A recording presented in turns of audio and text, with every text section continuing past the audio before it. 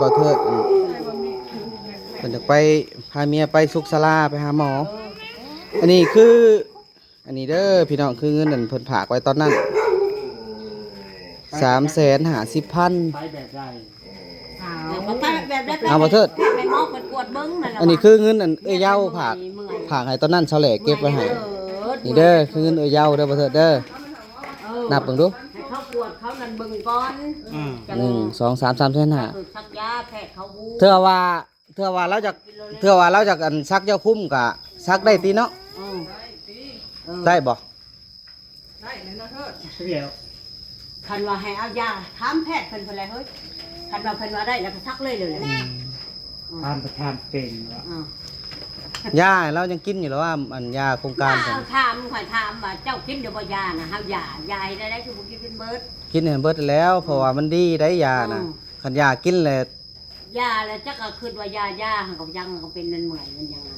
กินเห็นเบิดเนาะยาเพิ่นเอาให้กินมัน ถาม ส่ง แพ ให้ ทย์ เขา เขา คือบ่กินบ่ไป ต้องกินเด้อบ่เถิดต้องให้เมียเจะกินเด้อ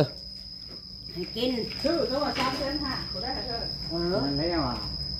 จ้าละเจ้ากินซะ มันเห็ดแบบใจยังวะ ให้กิน เป็นอะไรนอนเฮือนไม่หยารับดีคักบ่คืนนี่ รับแล้วเปิดพัดลมปล่อยแล้ว เอ้า ให้ผักกันนอน ไปซื้ออีก น้ำอาบน้ำเขาบอกให้อาบน้ำจะเศร้าเมื่อยเลยเขาบอกให้อาบน้ สิไปสิตยานั่นนี่ ำไปถามแพทย์ถามหมอเพิ่น ไปถามแพทย์ บ่เด้อไม่ต้องเนาะ เออ ตรวจอันนั้นก่อนเด้อ เออ ตรวจตั้งตรงตั้งเส้นก่อนเด้อ เพิ่นก็กวดแล้ว ให้เขาฉีดบ่ได้สอบได้ ไปให้เพิ่นกวดเพิ่นแหละเป็นแพทย์เป็นหมอคุณจักเพิ่นก็กวดตั้งสองตั้งทรงยันว่าเป็นเมื่อยเป็นหยังก็มี แม่นอะไรแม่นอะไร หลายอย่าง ตรวจตั้งทรงมาแล้วตรวจตั้งทรงอันนั้นเนาะ เออ ถ้าเราไปทางหมอเราไปนะไปทางหมอเราเป็นอยู่ นี่เฒ่าไปนำ เมื่อยเพิ่นว่า เนี่ยถ้าไปทางหมออะไรมัน ใกล้ๆบ้านเฮานี่เนาะ2ลัก1สุขศาลาน้องสะพัง ไปนำบ่ได้ ฮะ ว่าคันอยู่ใกล้แล้วบ่ได้ไปนำ ไป อันนี้มันยังว่ามันใกล้อยู่บ้านนาทองนาเทิงยังว่ามันใกล้เฮามันใกล้ บ่บ่หลายดอก บ่เบิดหลายดอกไปตรวจตั้งทรงเด้อ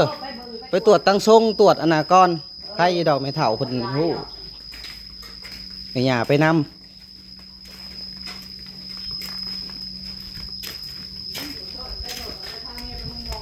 สบายแล้วมีรถมีล่างกับอันนี้ มีล่างสบายแล้ว มาเถิดยิ้วบักกิ้วเบิ้งจัดมันอันนั้น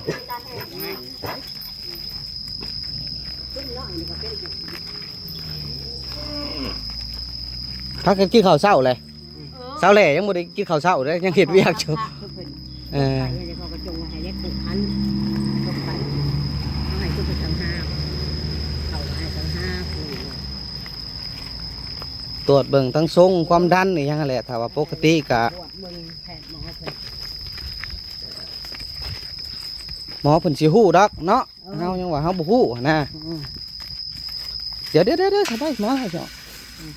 ยันมันออก เอาออกไปบัดนี้ อันเดียวสิออกงั้มเอามาอัดเถอะ บ่เกิน50,000 60,000ดอกกวดก็ได้บ่แพงดอกบ่เบิดดอกปลาโตบาทนี่ขากะลีบาทนี่ได้รถไปทางใดก็ได้ ก็สบายได้บ่า ปลาโต ไปห้องหมอก็ง่ายบ่ แม่น หมูเนาะ ไว้ได้แล่นพี่น้องเอ้ยนี่ มาชอซะแลกระชั้นเราขี่อยากออกก็เล่าพาไปอย่าออกก็เล่าพาไปอันนี้ใครแน่ มันใกล้เด้มันไปเองได้ มันไกล ก็อยากไปอยู่ยังบ่ได้กินข้าวกินน้ำอยู่จังว่า ค่าเวียกค่างานเนาะ ยังบ่ได้กินข้าว เพื่อนี่อันนี้ของ อันนี้ยังอันนี้ฮะ เด้ เออ ไปตัวอะไรกินแล้วเป็นละมือไงเถอะ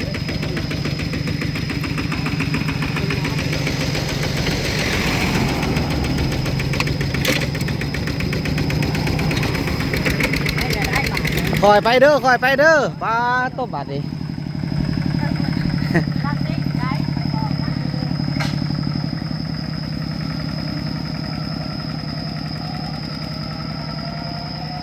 ไปแล้วพี่น้องเอ้ย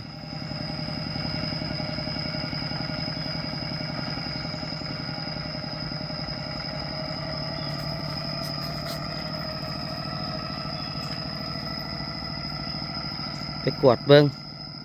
ถ้าว่าเมื่อยก็ย่านตั้งศอกตั้งทรงรุดไปกวดก็สิบ่แพงดอกอยู่ในสุขศาลาบ้านน้องสะพังพี่น้องเอ้ยก็บ่ได้ไกล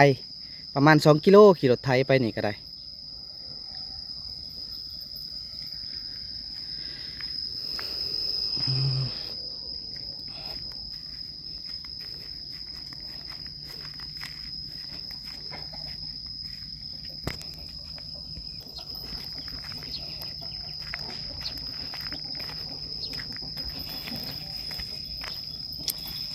เอาพี่น้องเอ้ยไปแล้วบ่เถิดแม่ย่าพาสาวใบไปหาหมอน้อยก็สิย่างไปเบิ่งหน้าเพิ่นก่อนพี่น้องเอ้ยว่าเพิ่นตกกะตกอันนั้นแหละอัน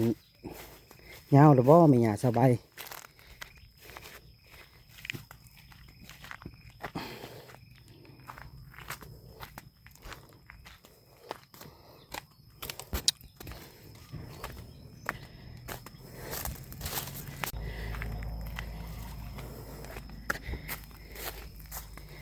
นี่น้ำแม่ย่าสาวใบเพิ่นสิได้เฮ็ดกับลูกไผ่เพิ่นนี่แหละพี่น้องเอ้ยไผ่นี่น้ำไผ่ก็ติดกับเพื่อนบ่าวน้อยเอาจักมาดูดน้ำขึ้นนี่แหละ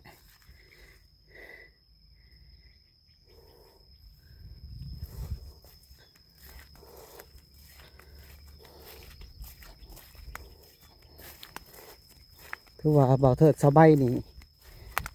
ดูดน้ำใส่เดือน 8 เดือน 9ดำนี่ผู้ที่เหมาะเลยพี่น้องเอ้ยแต่บ่ฮู้ว่าเพิ่นสิบ่าวเทิดสิเฮ็ดบ่อนใดหั้นนะเพิ่นสิได้ปันกันเฮ็ดบ่นาตรงนี้เรือแบ่งกันเฮ็ดตัวนี้ก็ยังบ่ฮู้พี่น้องเอ้ยนี่นานี่เป็นนาลุงบ่น้อยนาลุงพรได้พี่น้องเอ้ยเพิ่นกับ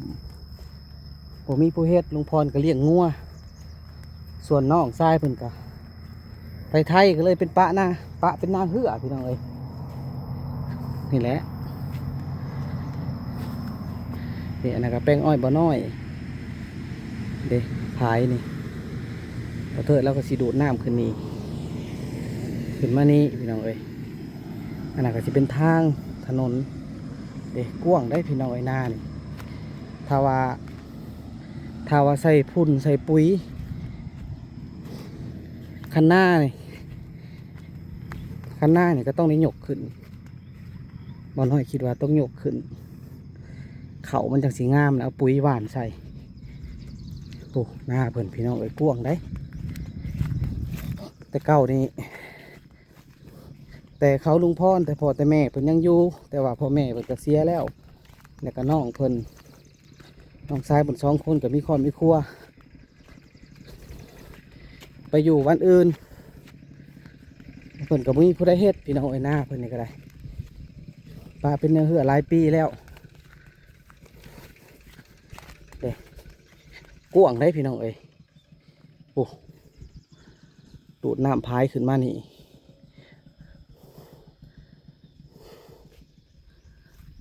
ดิพูดแล้วปูนหอดพุ่นถ้าว่าเห็ดแตกจะได้อยู่ประมาณ6-70กระสอบพี่น้องเอ้ยนานี่แต่ต้องคันนี่ก็ต้องแถมขึ้นเอาผุ่นมาใส่ปรับปรุงดินก่อน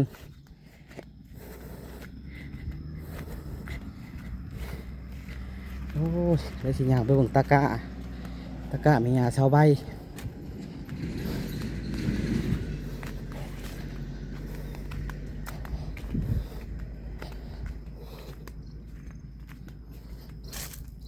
โอ้ยถ่วมล้างหนกเลยได้กะเป็นนี่ ถ่วมน้ำหนกเขาเลยพี่น้องเอ้ยลาบหวานถี่มันได้หวานห่างๆแต่ว่าห่างกับพอดีเพื่อเขาใส่ปุ๋ยมันก็สิได้เป็นแต่ก็ถ้าว่าเขาหวานถี่มันก็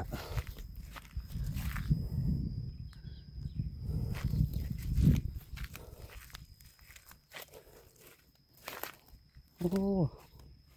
สามตาเด้อเนี่ยซอยหวานนี่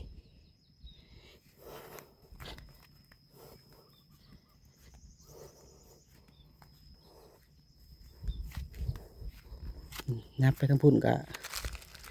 นับไปทั้งพุ่นก็เป็นภาษาไปทั้งพุ่นพี่น้องเอ้ยนี่แหละกว้างเนาะพี่น้องเนาะประมาณเฮกตาร์ปลายเด้พี่น้องเอ้ยตัวสาวใบเห็ดหน้าในไม่หยาเพิ่นเลย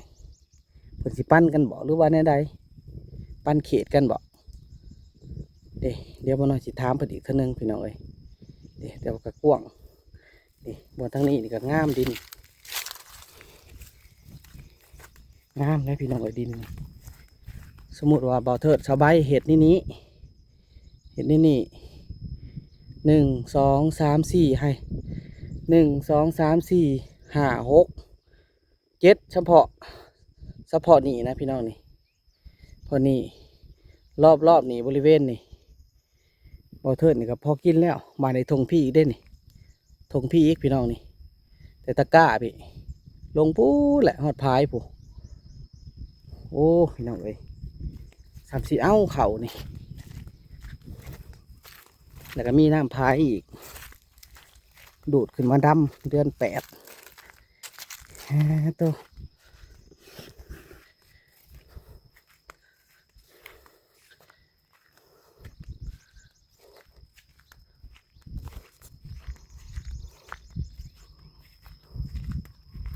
กวางงามพี่น้องเอ้ยนาเพิ่น